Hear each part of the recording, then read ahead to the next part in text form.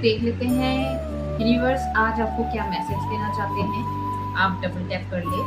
Thank you so much, thank you great spirits, thank you article Michael. Okay,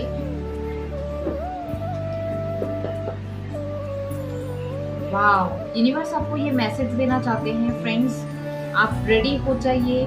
आपके true love, आपका divine counter part आपकी life में वापस आने वाले हैं। ठीक है, आपकी लाइफ में एंटर होने वाले हैं। अगर आप नो कॉन्टैक्ट सिचुएशन में हो सो बहुत जल्दी आपकी लाइफ में आपके ट्रू लव एंटर होने वाले हैं। अगर आप सिंगल हो, आपकी लाइफ में ट्रू लव एंटर होने वाले हैं। ठीक है, पार्टनरशिप आ रहा है फ्रेंड्स, रेडी हो जाइए। ठीक है, चलिए आगे देखते हैं। डेफिनेटली यहाँ पे मैं देख पा रही हूँ नो कॉन्टैक्ट सिचुएशन हो सकता है। ठीक है, पहले जितना भी सारा बहुत सारा ऐसा स्ट्रेसफुल सिचुएशन था, जितना भी सारा कार्मिक सिचुएशन था, वो सारे ओवरकम करते हुए आप इतना ज्यादा आप